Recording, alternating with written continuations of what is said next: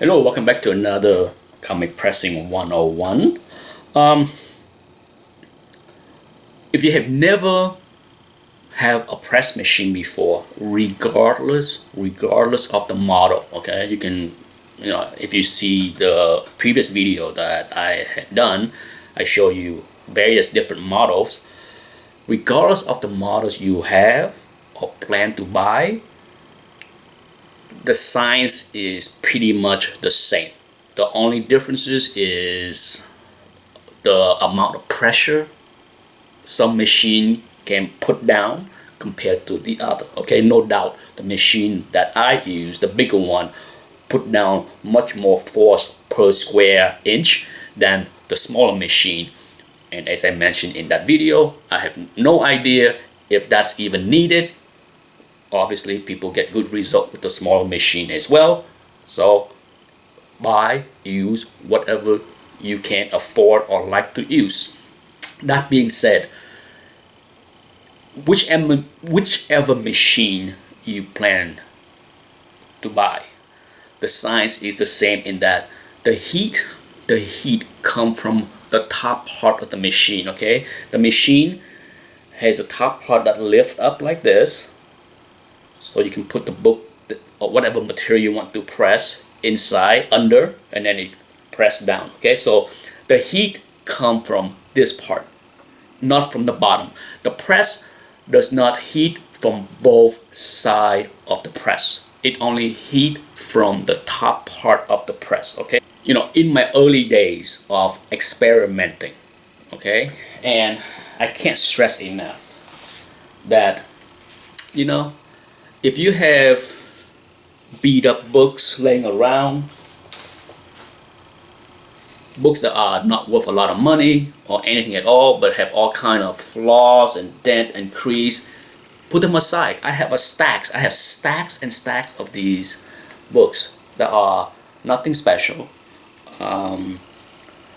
mostly low grade, and some of them, the grade might not even improve if I press the book. But that's not the point. The point is, the more examples or things that you have laying around that can help you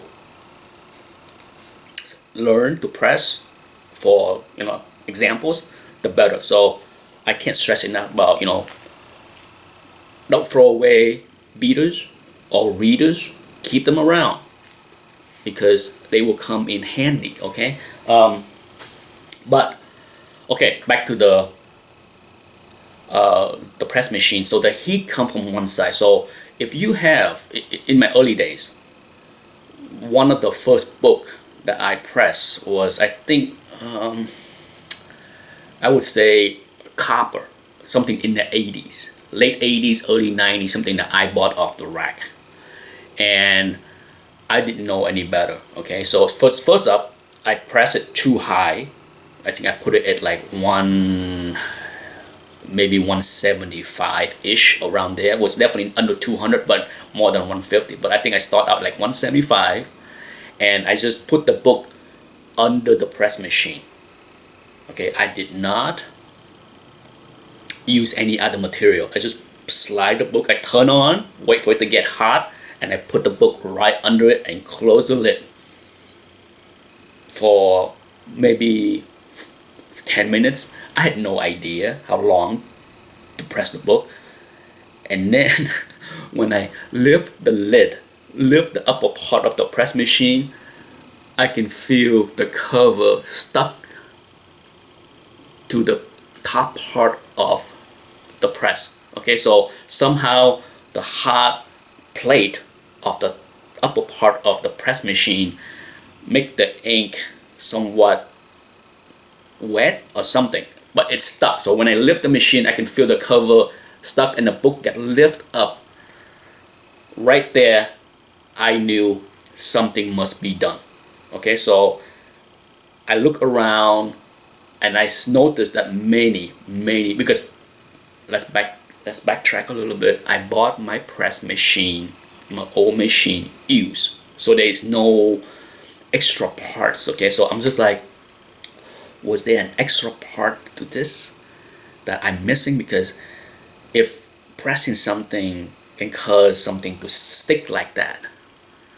How do they use this machine and press and make things in the frame shop without things getting stuck to the machine and damage the print or whatever it was, right? So right away I knew something must be done.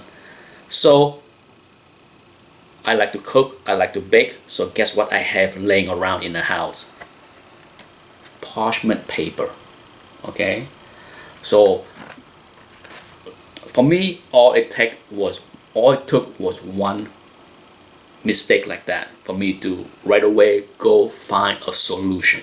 Okay, I'm the kind of person that if something didn't work right the first time, doing it again is nothing but stupid. Okay, that's how I am. I don't do stupid thing twice if I can avoid it. Yeah, that's just the kind of person I am. So right away I figure I need to put something above the book to prevent that kind of sticking.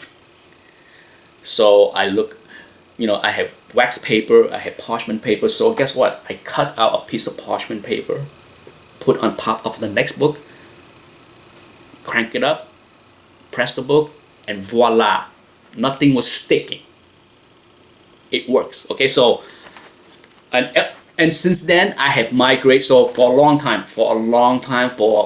a few years, I think the first 3 years that I was doing this, I was using this. I cut out a piece of parchment paper big enough that I can use a couple times. I can reuse the same piece of paper 3, 4, 5 times, and then it become all wavy, and then I cut out another piece. So I went through a few rolls of these. Okay, but over the years I learned that I can get the same result with a regular piece of paper. Okay, so here's the size of a comic book, right? Neatly put a piece of paper, yes, a piece of copy paper, a clean sheet of copy paper, and that will do the trick. Okay, some people have asked me, why do you need to use a Teflon sheet and this and that? The Teflon sheet is something that came, I believe, if you buy one of those new machine, especially the smaller model that a lot of presser in this community use. If you use that machine, then I believe it comes with a Teflon sheet to help separate the heat plate from whatever it is that you are pressing. Okay, that's what the purpose of the Teflon sheet is. There's no magic to it. There's no scientific wonders that it's doing.